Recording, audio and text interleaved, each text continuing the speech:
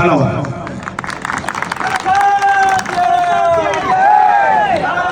माता की गौ माता की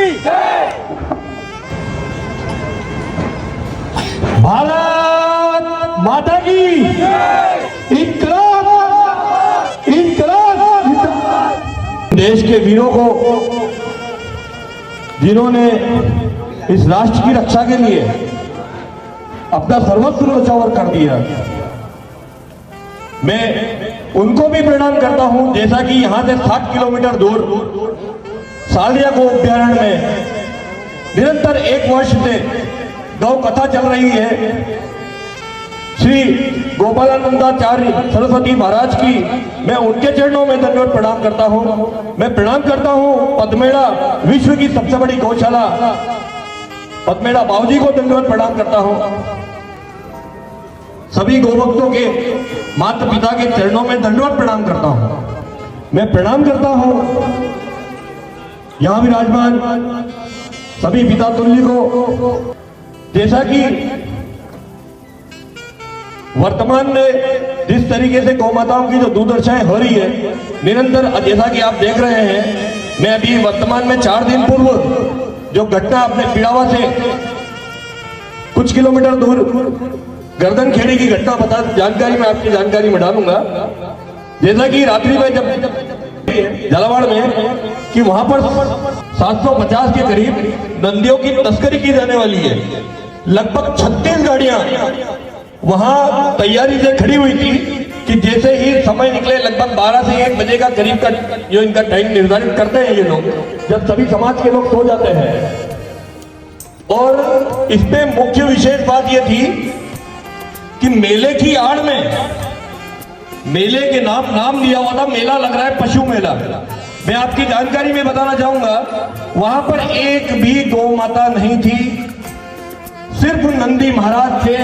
उसके अलावा ना कोई दूसरा गोवंश, घोड़ा, भेड़, बकरी, ऊंट कोई भी नहीं, सिर्फ ओनली नंदी ही। क्यों?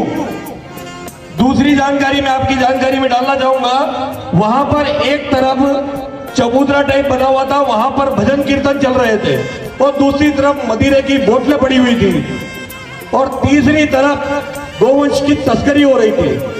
जैसे ही सूचना हम लोगों को मिलती है, सभी को अलर्ट किया गया। 8 लेन को भी अलर्ट किया गया, उधर उज्जैन जो 4 लेन पड़ता है उसको भी अलर्ट किया गया। हालांकि ज्यादा लंबा नहीं जाने दिया उनको, पिड़ावा में ही 6 गाड़ियों को जो भर के ले जा रहे थे उनको तुरंत पकड़ लिया गया। सभी उसमें महत्वपूर्ण भूमिका निभाने वाले मैं आपको बता दूंगा कि सालिया गौ अभ्यारण्य में जो गोपालानंदाचार्य सरस्वती महाराज जी है और श्री ग्वाल सेना और गोपाल परिवार और भी अन्य गोभक्त जहां जहां भी गोपुत्र हैं, उन सभी की अहम भूमिका रही, क्योंकि मिशन बहुत बड़ा था। करीब 750 के करीब गोवंश थे, और कुछ गाड़ियां आए दिन निरंतर तस्करी, गोवंश की तस्करी रुकने का नाम नहीं ले रही है, निरंतर चल रही है।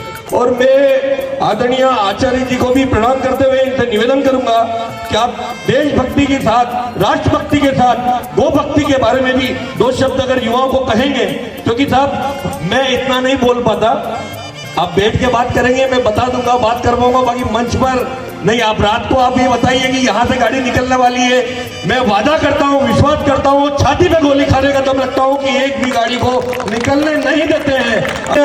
तो कमलेश भैया, इनका विशेष योगदान रहता है। जब भी रात को 2 बजे अगर इनके क्षेत्र में हमारे साथ, हमको हमारे प्रोटोकॉलों का ध्यान रखना पड़ता है। जैसे कि कमलेश भैया को, सिर्फ कमलेश भैया को अलर्ट कर दिया कि भैया आज आपके क्षेत्र में हम रेड डालेंगे, सूचना है, और किसी को अन्यथा नहीं बताया जाता। बस इनको कहा जाता है कि मोबाइल कान के पास रख के सोना, जब भी अगर आवश्यकता लगेगी तभी याद करूंगा, अन्यथा नहीं परेशान करूंगा आपको। और जब जब मैंने इनको याद किया, तब तब अगले ने एक फोन पे जितना कर सकते हैं, जो साथियों को भेज सकते हैं, क्योंकि हमारे साथ सबसे बड़ी समस्या ये होती है साहब, लोकल झालावाड़ में तो हम हैं, बाकी अगर प्रदेश में जाते हैं तो वहां के भी हमारे जो गोभक्त है या जो सनातनी भाई है, उनका विशेष योगदान रहता है, और उनका साथ होना बहुत जरूरी होता है। और कुछ दिन पहले 210 किलोमीटर एक टायर फोड़ दिया, उसके बाद भी 210 किलोमीटर इंदौर में आपके इंदौर से पहले 210 किलोमीटर पीछा कर उस गाड़ी को पकड़ा। और साहब इतना दिमाग लगाते हैं, अभी जैसे गर्मी का सीजन चालू हो गया, ये तस्कर इतना दिमाग लगाते हैं, ऊपर जो खराब तरबूज होते हैं वो तरबूज ऊपर जमा देते हैं गाड़ी के ऊपर और नीचे गोवंश भर के ले जाते हैं। जामफल का सीजन आया तो जामफल के कार्टून जमा दिए, संतरे का सीजन आया तो संतरे की कैरेटें ऊपर रख दी और नीचे गोवंश को भर कर ले जाते हैं। हालांकि हमसे बच नहीं पाते हैं, जाते कहीं नहीं है, सब पकड़े जाते हैं। गर्मी का टाइम आएगा तो कूलर की जो बॉडियां होती है वो पीछे जमा दी जाती है दिखाने के लिए। पुनः जितने भी इस सनातन धर्म में हिंदू राष्ट्र के अंदर जितने भी गौ भक्त किसी न किसी रूप में गौ माता की सेवा और रक्षा कर रहे हैं, मैं उनके माता पिता को दंडवत प्रणाम करता हूं। मैं उनको प्रणाम करता हूं कि जो रात दिन गौ माता की सेवा और रक्षा के लिए लगे हुए हैं। मैं पुनः आचार्य जी से आग्रह करूंगा, क्योंकि जिस तरीके से वर्तमान में जो दुर्दशा हो रही है, हम जितना कर सकते हैं उतना कर रहे हैं। बाकी और करवाने वाला सब ठाकुर जी है। साहब रात को 2 बजे ऐसी कड़कड़ाती ठंड में जहां उंगलियां काम नहीं करती मोबाइल कॉल करने के लिए पुलिस प्रशासन को, और पुलिस प्रशासन के लिए भी कहना चाहूंगा कि जब अभी कुछ दिनों से लगभग इस सीजन में जो सर्दी का टाइम होता है जिसमें सबसे ज्यादा गोवंश की तस्करी होती है, उसमें जिस तरीके से गरोड में जो हमने कार्रवाई की है, राजस्थान को छोड़कर मध्य प्रदेश के अंदर कार्रवाई की है, क्योंकि राजस्थान में तो शायद मुश्किल ही इनकी ताकत होती है कि झालावाड़ के आसपास के क्षेत्रों से तस्करों की गाड़ी निकाल ले, पर फिर भी हम जितना कर सकते हैं उतना करते हैं। जैसे ही सूचना मिलती है कि भाई राजस्थान छोड़ो एमपी में भी गोवंश की तस्करी हो रही है, और एटलेंड जहां पर गाड़ी ओवरटेक करने में डर लगता है साहब, 120 130 की स्पीड होती है, वहां भी मेरे गोपुत्र भाई गाड़ियों के टायर फोड़ देते हैं चलती गाड़ियों में। और हमारा एक मैं खुला हो ज्यादा डीपली नहीं बता सकता, बाकी इतना जरूर कहता हूं कि जिस जगह बैठता हूं उसके आसपास का 30 किलोमीटर का एरिया पूरा सीज कर देते हैं। जिस गाड़ी का आप बोलोगे उस गाड़ी का टायर हम फोड़ देंगे।